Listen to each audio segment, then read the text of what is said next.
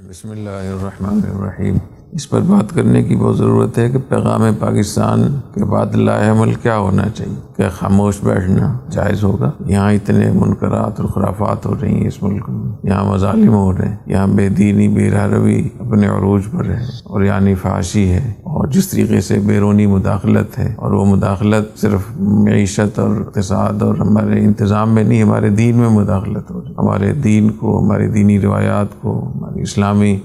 رہن سہن کو، معاشرت کو تبدیل کرنے کی کوشش ہو رہی ہے، ہمارے آئین کو تبدیل کرنے کی کوشش ہو رہی ہے۔ تو جتنے بڑے پیمانے پہ بیرونی مداخلت ہے، اندرونی بے روی ہے، آزادی ہے، اور یعنی فحاشی ہے، بے دینی ہے، مظالم ہے، تو ان کا کیا حل ہونا چاہیے؟ کیا خاموش ہو کر بیٹھ جائیں؟ اس بارے میں عرض کرنا چاہتا ہوں، بات کرنے کی ضرورت ہے، نظریاتی طور پر بھی بات کرنے کی ضرورت ہے، تاکہ ہمیں شرعی لحاظ سے اس کا حکم معلوم ہو جائے کہ خاموش بیٹھنا جائز نہیں ہے۔ اسلام نے کہیں اس کی اجازت نہیں دی کہ مظالم ہوتے رہیں تو آپ خاموشی سے برداشت کرتے رہیں، غلط چیزیں ہوتی رہیں تو آپ چپ کر کے گونگے شیطان بنے بیٹھے رہیں، بالکل اس کی اجازت نہیں۔ اور ہمارے دین میں ایک ایک چیز کا حکم موجود ہے، صرف یہ کہا گیا ہے کہ ہتھیار نہ اٹھائیں، باقی جو اور جائز طریقے ہیں، پرامن طریقے ہیں، بہت سارے ہیں، اور بہت کچھ ہمارے بس میں اگر ہم کرنے والے بنے تو اگر 15,000 کلومیٹر سے لوگ آ کر اپنے کام یہاں نکال رہے ہیں، اپنے ایجنڈے چلا رہے ہیں، ہم یہاں آرام سے سو رہے ہیں، ہم اگر ہمارا ملک ہے، ہمارا اپنے لوگ ہیں، اگر ہم یہاں محنت کریں گے تو وہ کیسے کامیاب ہوں گے؟ تو اس کے لیے میں کچھ مثالیں بتانا چاہتا ہوں تاکہ آپ کے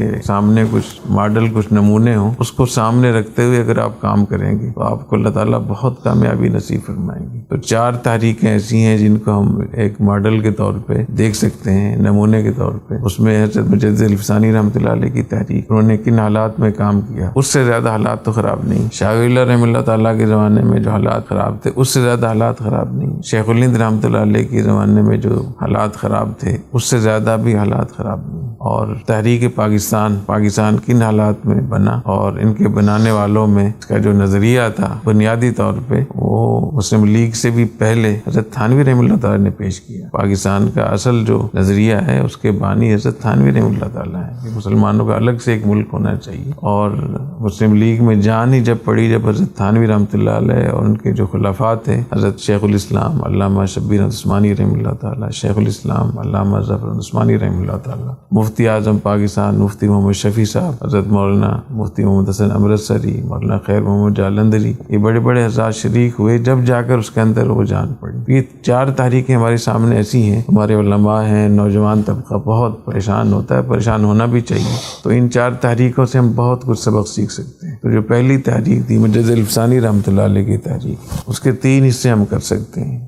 ایک حصہ یہ کہ اس وقت حالات کیا تھے، دوسرے کہ اس کے اسباب کیا تھے، تیسرے انہوں نے حل کیا پیش کیا، اور وہ کامیاب حل تھا۔ تو حالات تو اس وقت میں یہ تھے کہ ہمارے علماء نے جنہوں نے بھی ہندوستان کی تاریخ پہ کتابیں لکھی ہیں، اور مورخین جو غیر علماء ہیں وہ بھی یہ کہتے ہیں کہ اکبر کے دور میں جو فتنہ آیا کفر اور ارتداد کا، اس کی تاریخ میں مثال نہیں ملی، بر صغیر کی میں 400 سال میں کوئی مثال موجود نہیں ہے۔ دین اکبری مشہور ہے، اکبر بادشاہ بالکل مرتد ہو گیا، اور صرف اکیلا مرتد نہیں ہوا تھا، پورے ہندوستان کو مرتد کرنا چاہتا۔ اس کو بتایا گیا تھا کہ دین 1000 سال کے لیے تھا، 1000 سال پورے ہو گئے، اب نیا ہزاریہ جو آئے گا تو اس کے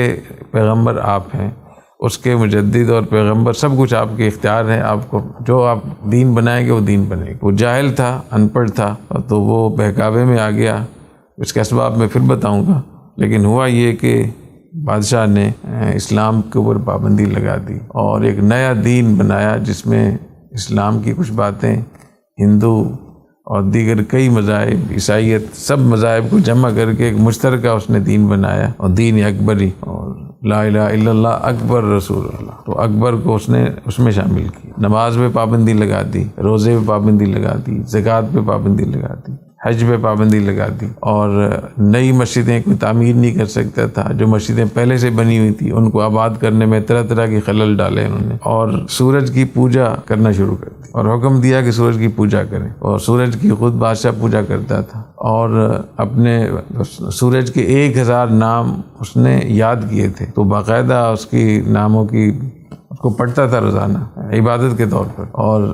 خنزیر کو، سور کو نہ صرف حلال قرار دیا بلکہ اس کو متبرک اور مقدس جانور قرار دیا، اور اس کو دیکھنا عبادت قرار دیا کہ سور کو دیکھنا عبادت ہے۔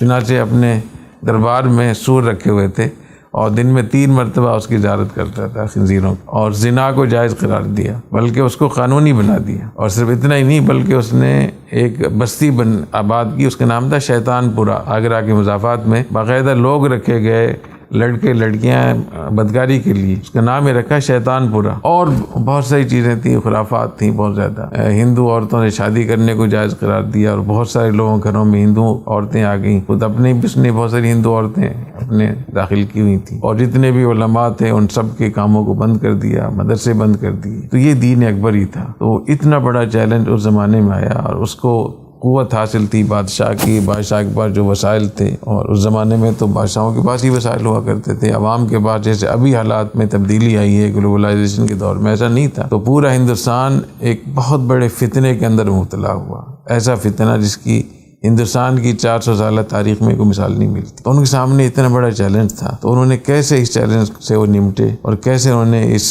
فتنے کا، اس ارتداد کا مقابلہ کیا، اس پہ اگلی انشاءاللہ بات کریں گے۔ سبحانک اللہم و بحمدک، اشہد ان لا الہ الا انت، استغفرک۔